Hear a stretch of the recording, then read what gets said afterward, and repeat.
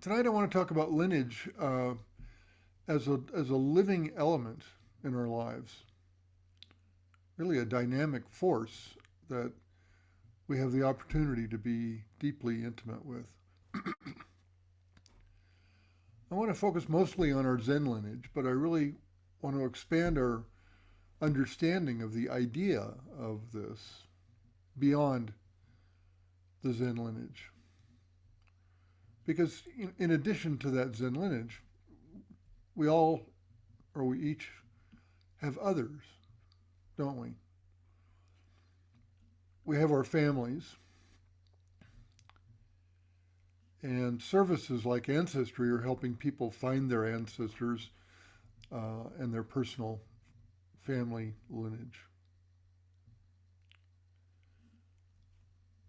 The United States is a very young country, and we are either native people with deep lineage on this land or enslaved people who were enslaved at one point in time, whose lineage was brutally interrupted, or we are descendants of colonizers who largely left their lineage behind, or more recent immigrants who have done much the same thing, whether they came from Cambodia or Vietnam or Mexico or the Philippines or someplace else. Excuse me. I, as I think about this, I was reminded I have friends in China who live in the same town or the same city their ancestors lived in for 1,000 years or more. I uh, and I used to ask sometimes, how long have your people been in Shanghai or Tianjin or Fuzhou or wherever it was, and they had a hard time with the question. It was inconceivable. I was driving in rural Shandong province with my friend Mr. Tsai, and I looked out in the fields and I asked him, what are those large piles of dirt that are out there? Somewhat conical piles of dirt. And these sometimes could be up to 2 meters high or sometimes more. And my friend Mr. Tsai said that they were graves. And each year the family visits and adds a few more handfuls of dirt on top. Handfuls. I was just struck with how long those must have been there. We have personal lineages of cultural influences. I suppose we all do. By way of example, I very much consider that I'm in a cultural lineage of musicians and political leaders and writers and artists who have had this utterly indelible influence on me. Toni Morrison, Gary Snyder, Leonard Cohen, Thomas Merton, Joan Didion, Angela Davis, Ram Dass. My life would not be the same without them and so many other people. I'm in their family. I'm in their lineage. They're not my blood family, and they're not my Zen lineage. We did an exercise in our Zen Peacemaker Order classes recently where we each created our own personal lineage chart. Not necessarily Zen, and not necessarily family either. And I surprised myself. I I I grew up Catholic. I've shared this with a few people. But I grew up Catholic, and I went to Catholic school for the first 6 years of my life. So, as a little kid in the late 50s and the early 60s, up until 65, I went to church 6 days a week. And I listed this as an early part of my lineage, as much as I walked away from that a long time ago, I had to. It was somewhat comical. I had to picture it. It's dark. The church is cold. Back then, I don't know that it was Roman Catholic torture or just the way that it was, but us little kids couldn't eat from midnight until after we'd gone to communion. So we ate breakfast at our desk in the classroom, and kids were passing out like crazy. But so we were hungry, and it was cold, and the pews were hard, and there was incense in the air, and we were chanting in a foreign language, and there was a scary guy in robes. I really had to think about that. So which direction does lineage flow?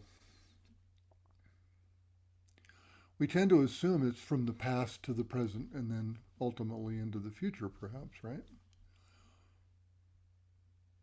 But does it flow perhaps both ways also, or in all directions? Some of you who have more education than I do know about this. Modern physicists might suggest time, and by extension lineage, let's say, exist all at once.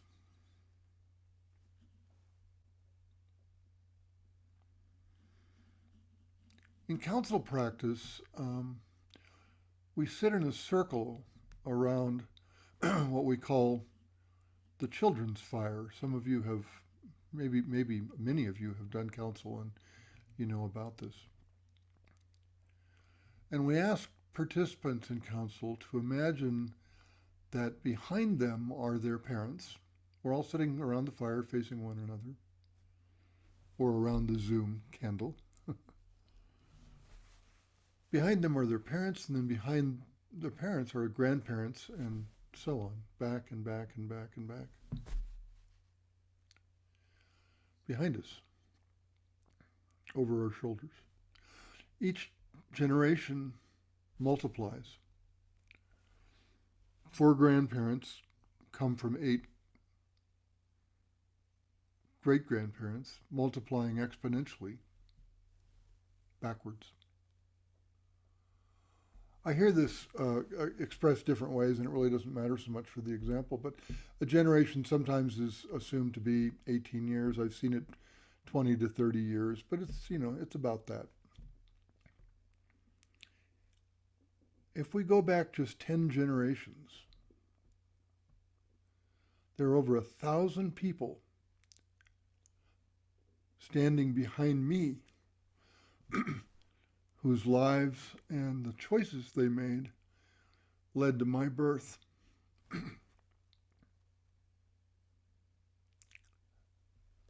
That really touches me.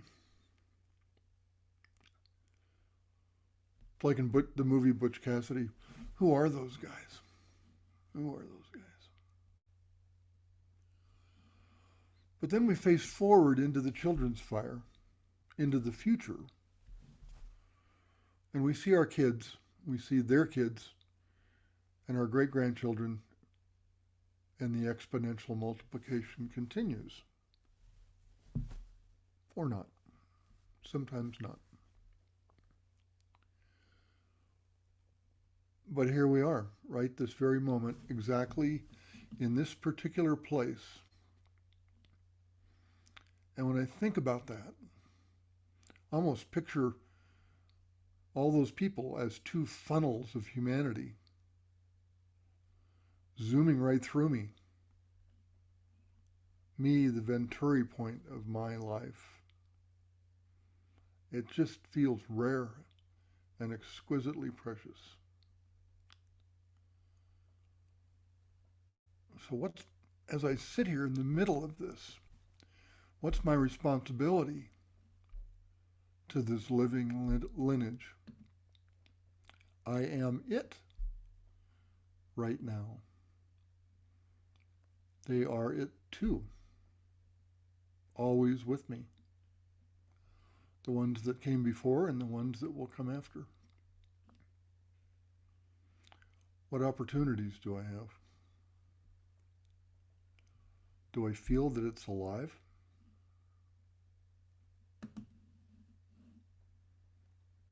When we sit after this, maybe sit with that and see how that feels to you. In Zen, we have a very specific lineage of our immediate teacher and the teachers who came before, following one branch and then another, ultimately back to the historical Buddha 2,500 years ago.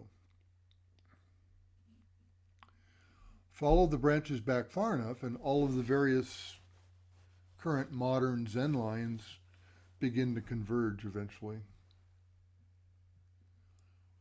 But here in the U.S., elsewhere in the world, sure, over the centuries, those branches have spread, just like a tree. There are lineages that run through Maizumi Roshi to Shishin Roshi to Kyoto Sensei and to you and me. There are lines that run through Suzuki Roshi from San Francisco Zen Center, or Thich Nhat Hanh in the Vietnamese Tien line, or Sung San in the Korean Son line, or Xuan Hua in the Chinese Chan line, and others, and that's just on the Zen side.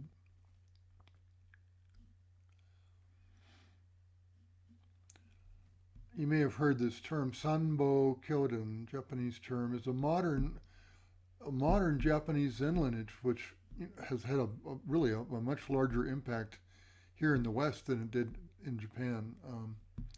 Harada Roshi died in 1961, but he and his disciple Yasutani Hakuin felt that the existing Zen institutions in Japan at the time, back in the 50s, Soto and Rinzai, had become complacent or generally unable to convey real Dharma. And Harada had studied with both Soto and Rinzai teachers, and Yasutani founded Sanbo Kyodan in 1954 to preserve what he saw as the vital core of teachings from both those two schools, and in so doing, he created really a third school. So the line that runs through, to me, let's say, from Maizumi Roshi, he founded the Zen Center of LA, late 60s, and he was transmitted in all three of these lineages, Sanbo Kyodan, Soto, and Rinzai. And later in the series, we'll talk about some of those teachers, but not tonight. Maizumi Roshi had 12 successors, people who became teachers that he empowered or gave transmission to. His Dharma heirs, his children in some ways. Bernie Glassman was one of those. John Daido Roshi was one of those. Joko Beck, Chosen Bays, Shishin Roshi here in Boulder County are all in this group. And if I can share screen here, if I've not lost my, let's see. We'll just peek at this for a second. Share. Can you see that?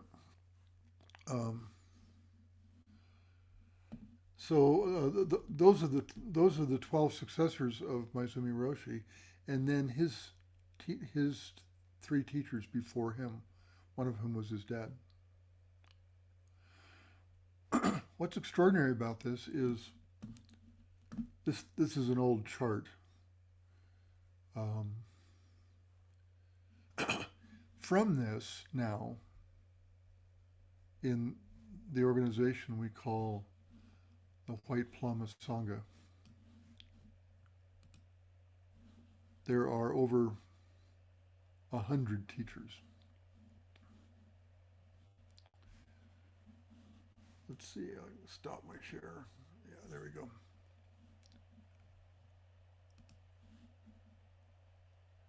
And I just have to think about that. The branches of the tree in China and Japan came to Maizumi Roshi, and look what happened. You can go to the White Plum Zen website, and you can see all of the teachers all over the world that flowed through this one man.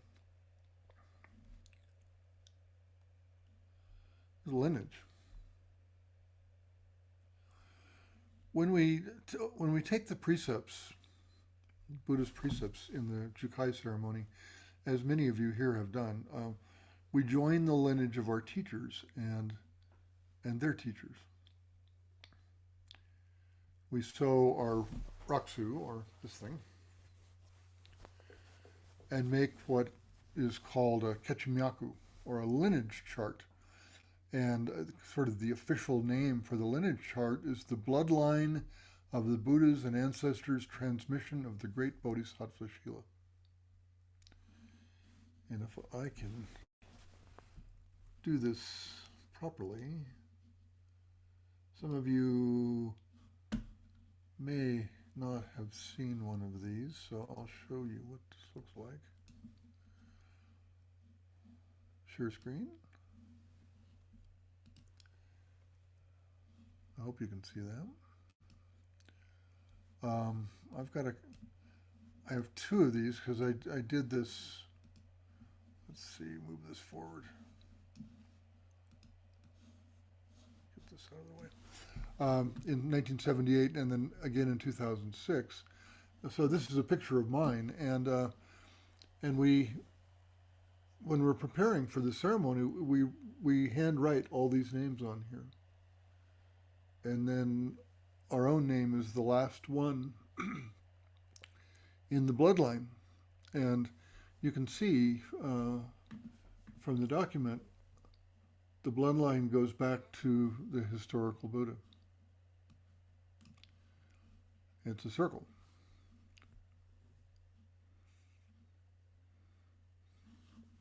Let me stop sharing this here.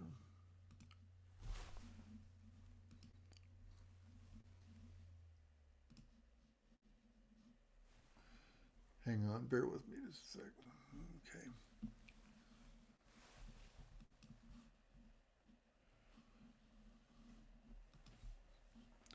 Is the share screen off?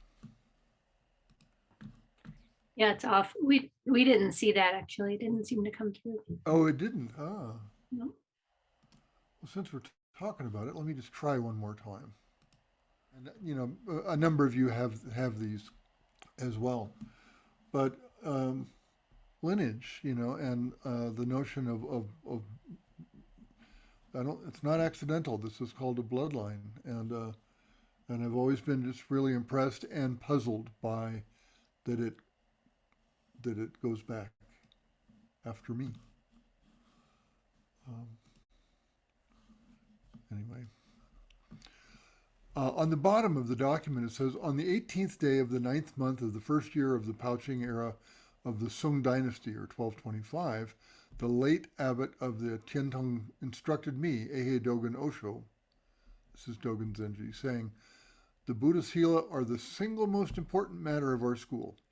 In the past, masters of Mount Gurdakutra, Shaolin, Chaoqi, Mount Tong transmitted these Dharma Shila of the Tathagata to their successors, generation after generation, until they came to me. Now I transmit them to you. You should receive them in deep faith and not permit them to be discontinued. For this I earnestly pray. Unfortunately, the patriarchal cultural biases of China and Japan, women are left out of many or most of these records. There are no women in this bloodline. Fortunately, however, you know, more of late, a lot of effort has gone into uncovering the stories and the teachings of the great women in the Zen lines. If afterwards anybody is interested, I have a document that has little biographies of a number of women in the Zen lineage that are, and as we say in our ceremonies, women honored ones whose names have been forgotten or left unsaid. Um, but more and more, we're starting to name those people too. Uh, the first time I took precepts, did a Jukai ceremony, my teacher was a woman, and she was a real pioneer. And I actually she may be one of the ones that I'll profile in this series.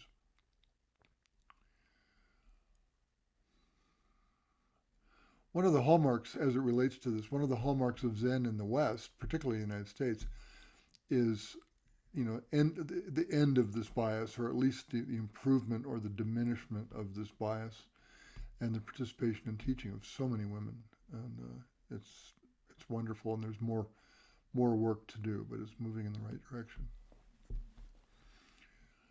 At Zen Center LA, we used to chant the names of the 80 plus generations of the Buddhist lineage, going back to Shakyamuni Buddha. We don't do that now, and it perhaps because the names are a challenge for a lot of us to pronounce. The names are Sanskrit up through Bodhidharma, who's number 28, and then they're Chinese until we get to Dogen, who's number 51, and they're Japanese through Maizumi Roshi, and then it's a mixture, like with Shishin Roshi, he is Shishin Wick Roshi, and if you and I have this document again. If anybody would like to see any of these documents, email me at staff@eonzen.org. So I wandered around a little bit, and I wanted to bring in different things that occurred to me about this, because that's sort of how it developed, and it's part of the richness that I feel. So I hope you can see some of the aspects of the notion of this being a living lineage and how it can be alive in our lives. I'm not so sure that we stand or sit at some kind of a crossroads per se, but the past flows right through us into the future and possibly back. We are alive right here in this place, right at this time, along with all those who came before and all those who will follow us. Thank you for listening. I appreciate it.